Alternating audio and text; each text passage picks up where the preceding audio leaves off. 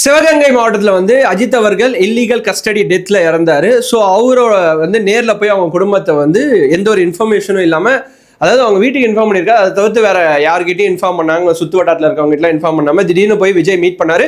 ஒரு 2 lakhs பக்கத்தில் கொடுத்ததா அவங்க வீட்டில் இருக்க அவங்க அஜித் அவர்களோட தம்பி கூட வந்து ஒரு இன்டர்வியூவில் சொல்லியிருந்தாரு. ஸோ இது எல்லாமே இட்ஸ் அ மூவ். இதுக்கு மேல்பட்டு நீங்க ஒரு நார்மல் மூவ் பண்ணா கூட இட்ஸ் அ ஸ்ட்ராட்டஜி மூவ், அரசியல் மூவ் அப்படின்னு தான் பேசப்படும்.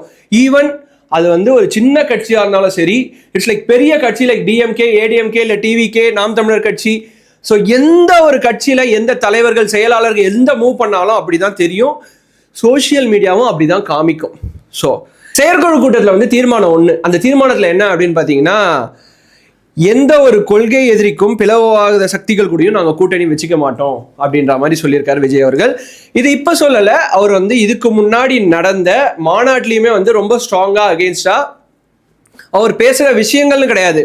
அவர் டைரக்டா நான் டிஎம்கேக்கும் பிஜேபிக்கும் அகெயின்ஸ்ட் அப்படின்னு சொல்றாரு. பட் ஏடிஎம்கே அப்படின்ற ஒரு பெரிய வார்த்தைகள் எடுக்கல, பட் அவங்க கூடயும் கூட்டணி வச்சுக்க மாட்டேன் அப்படின்ற மாதிரி சொல்றாரு. So that means ADMK already BJP கூட கூட்டணி இருக்காங்கன்னா, ஸோ அவங்க கூடயும் நான் கூட்டணிக்கு வச்சுக்க மாட்டேன். அது மட்டும் இல்லாமல் he is a independent CM candidate அப்படின்ற மாதிரி சொல்லியிருக்காரு. ஸோ அப்படி பார்க்கும்போது இந்த சைடில் டிஎம்கே, ஏடிஎம்கே, அதுக்கப்புறம் டிவிகே, இந்த மாதிரி இல்லாமல் அப்புறம் நாம் தமிழர் கட்சி, இவங்க 4 பேருக்குள்ள வந்து சிஎம் போஸ்ட்டுக்கான போட்டி நடக்க போகுது அப்படின்ற மாதிரி தெரியுது.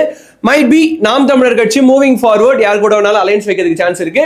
ஸோ ஒரு விஷயம் கன்ஃபார்ம் ஆயிடுச்சு, டிவிகே கட்சி எந்த ஒரு பார்ட்டி கூடயும் அலைன்ஸ் வைக்கவும் மாட்டோம். இதில் நாங்கள் வந்து இறுதியாகவும் உறுதியாகவும் இருப்போம் அப்படின்னு சொல்லி விஜய் அவர்கள் வந்து ஸ்ட்ராங்கா அந்த தீர்மானத்தில் சொல்லியிருந்தாரு.